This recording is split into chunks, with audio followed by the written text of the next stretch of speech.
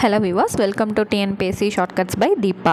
So இந்த வீடியோவில் திருக்குறளில் ஒழுக்கமுடைமை அதிகாரத்தில் இருக்கக்கூடிய ஒரு 7வது திருக்குறள் தாங்க நம்ம இன்றைக்கி தெரிஞ்சுக்க போகிறோம். ஸோ ஆல்ரெடி 6 வீடியோஸ் வந்து நம்ம போஸ்ட் பண்ணியிருக்கோம்.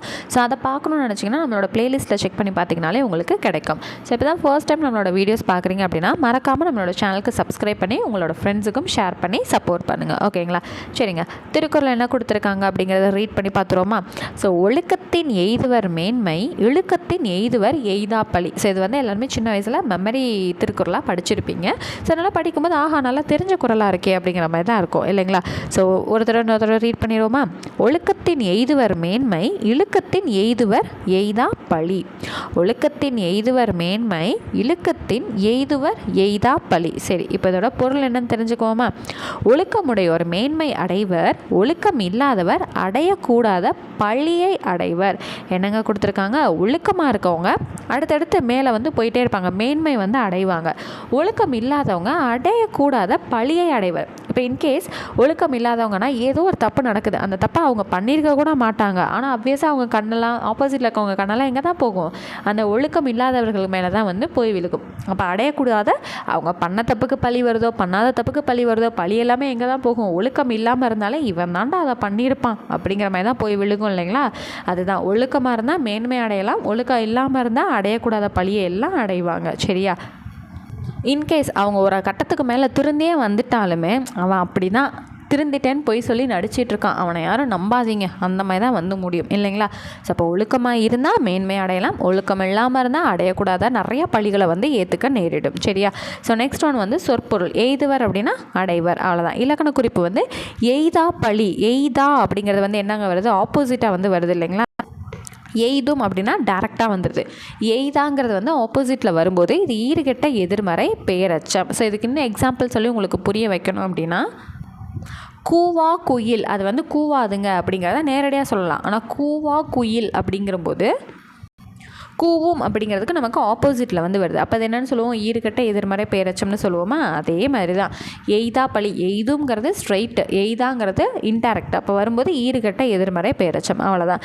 எய்துவர் அப்படிங்கிறது பலர்வால் வினைமுற்று, அவ்வளோதான். முடிஞ்சதுங்களா? சரி, இப்போ இந்த பகுபத உறுப்பிலக்கணம் இருக்குல்ல, இது படிக்கணுமானா கண்டிப்பாக படித்து வச்சுக்கோங்க. பிரித்தெழுதுகளை வரதுக்கான நிறையா பாசிபிலிட்டிஸ் வந்து நமக்கு இருக்குது. சரியா? எய்துவருங்கிறது எப்படி பிரிக்கலாம்? எய்து குட்டல் இவ்வு குட்டல் அர் அப்படின்னு பிரிக்கலாம். இதில் இந்த எய்துங்கிறது பகுதின்னு இருக்குல்ல, இந்த எய்துவருக்கு வேர்ச்சொல் கேட்குறாங்கன்னு வச்சுக்கோங்களேன். பகுபத உறுப்பிலக்கணம் படி பிரிக்கும்போது பகுதி என்ன வருதோ அதுதான் அந்த சொல்லுக்கான வேர்ச்சொல்லாக இருக்க முடியும். சரியா? அப்போ இதுலேருந்து ஒரே கொஷின்லேருந்து நம்மளால் எத்தனை டேட்டாஸ் தெரிஞ்சுக்க முடியுது பார்த்தீங்களா?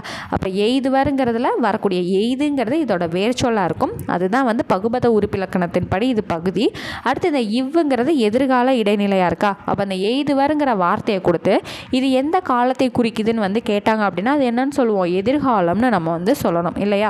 அப்போ நமக்கு பாருங்களேன், ஒரே ஒரு வார்த்தையை வச்சு சிலபஸ் வைஸ் இருக்கக்கூடிய எத்தனை பகுதிகளை நம்மளால் கவர் பண்ண முடியுதா? ஸோ எய்துவருங்கிறத எப்படி பிரிக்கலாம்னா இந்த மாதிரி பகுபத உறுப்பிலக்கணம் படி பிரிக்கலாம். வேர்ச்சொல்லுங்கிறதும் நமக்கு இதுக்குள்ளே வந்து எடுத்து சொல்ல முடியுது. இதே போல் காலம்ங்கிறதும் நமக்கு சிலபஸில் ஸ்ட்ரைட்டாகவே கவர் ஆகுது. அப்போ இது எதிர்காலம் அப்படிங்கிறதையும் சொல்ல முடியுது. சரிங்களா? அடுத்தது வினைமுற்றுக்கான வார்த்தையும் நமக்கு வருது. ஸோ இதில் வினைமுற்று எதுன்னு சொல்லிட்டு ஒரு 4 ஆப்ஷன் கொடுத்தாங்கன்னா அதில் எய்துவர் வந்துச்சுன்னா என்ன தான்? வினைமுற்று தான். ஓகேங்களா? அப்போ அர் அப்படிங்கிறது என்ன சொல்லுது? பலர்பால் வினைமுற்று விகுதிங்கிறத குறிக்குது. அப்போ இந்த வார்த்தையும் என்ன தான்? வினைமுற்றோட வார்த்தை தான். ஸோ ஒரே ஒரு கொஷின் தான், இதுலேருந்து சிலபஸில் கவர் ஆகக்கூடிய எத்தனை விஷயங்கள் நமக்கு வருது பார்த்தீங்களா?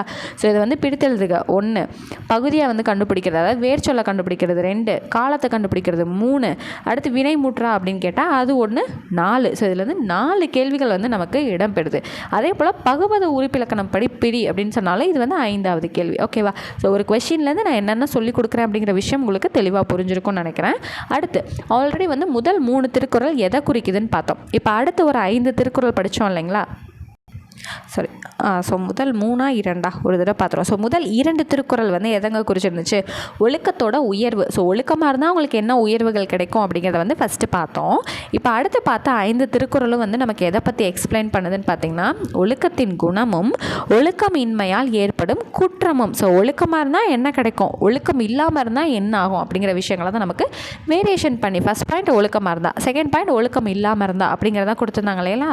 ஸோ அடுத்த 5 திருக்குறள் நமக்கு என்ன சொல்லுச்சு? ஒழுக்கத்தோட குணத்தையும் ஒழுக்கமின்மையால் ஏற்படும் குற்றத்தையும் பற்றி நமக்கு எக்ஸ்பிளைன் பண்ணியிருக்கு. ஸோ இன்னும் அடுத்து வந்து பார்த்திங்கன்னா 8th 9th 10th இந்த 3 திருக்குறள் மட்டும் பார்த்துட்டோம் அப்படின்னா ஒழுக்கமுடைமைங்கிற அதிகாரமே நமக்கு என்ன ஆகிடும், கம்ப்ளீட் ஆகிடும். ஸோ அடுத்து 8th திருக்குறளோட நான் உங்களை நெக்ஸ்ட் வீடியோவில் மீட் பண்ணுறேன். தேங்க்யூ.